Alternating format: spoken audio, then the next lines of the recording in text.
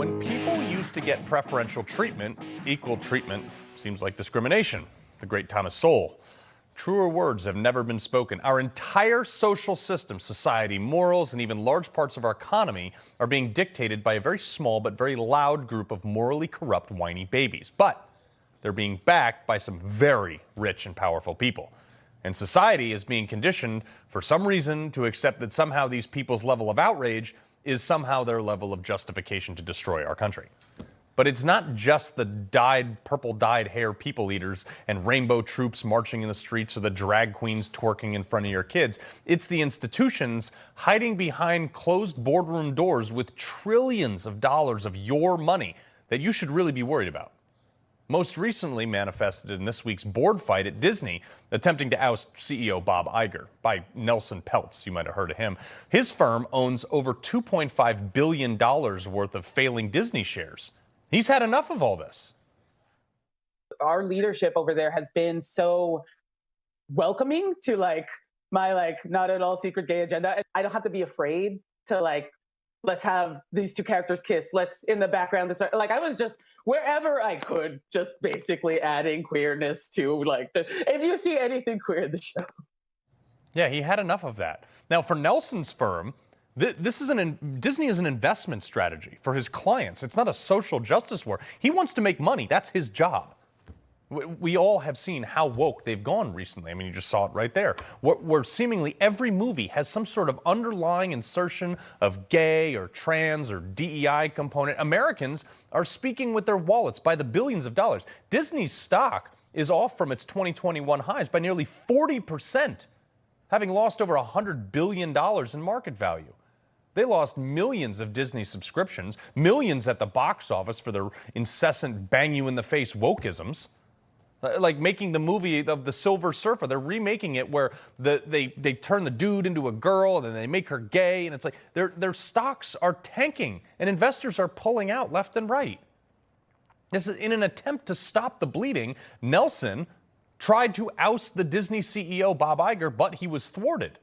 I mean, how is that possible, right? How did the guy who just wanted to prioritize Disney's ability to make money, who tried to force it to fall back in line with its historic policies that made them famous and wholesome in the first place, how did that philosophy possibly lose the day? It's very simple.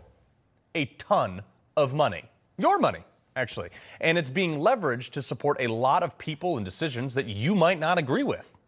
Ladies and gentlemen, I give you BlackRock CEO Larry Fink. Well, behaviors are going to have to change, and this is one thing we're asking companies. You have to force behaviors, and at BlackRock, we are forcing behaviors. And here's how they're doing it. BlackRock is almost a $10 trillion company. Their net assets, and I've talked about this before, are double the entire federal government's annual revenue from taxes. That's a ton of coin. With hundreds of billions of dollars in their coffers coming from these state pension funds from states like Washington and New York and Nevada, Nebraska, South Carolina, Pennsylvania, Montana, West Virginia, a ton more. Tens of billions of dollars that they manage are from unions and billions in 401ks and even more from university endowments and state budget surpluses, just to name a few. Your money that is invested in that company is then being used by them and companies like them to purchase huge swaths of controlling interest in other companies, buying them mega voting blocks on these corporations and boards and things like that can change the direction of their business for better, or in Disney's case, for worse. In fact, BlackRock has purchased huge portions of other companies and made major changes, not always for the better.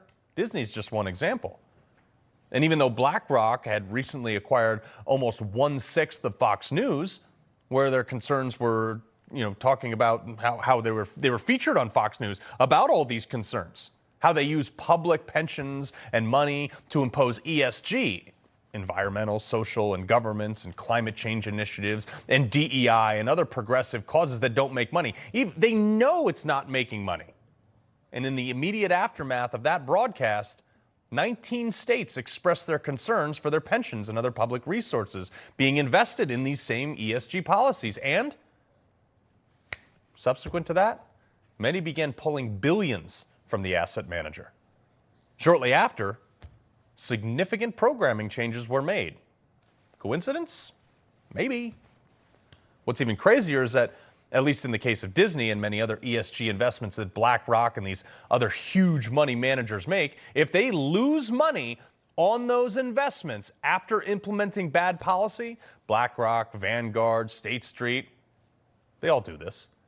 They own huge equity in each other, by the way. They own stock in national defense. They own stock in Boeing and many other companies that they're shoving this DEI into. Anheuser-Busch, that's the parent company of Bud Light. They own 5% of Apple and Microsoft, $54 billion in Google, $47 billion in Meta, which is Facebook's parent company, $29 billion in vaccine producer Johnson & Johnson, $15 billion in Pfizer, and Netflix and Nike and a slew of other companies that have made headlines for fiscally detrimental woke decisions. And you know who covers the loss in many of these cases? We do.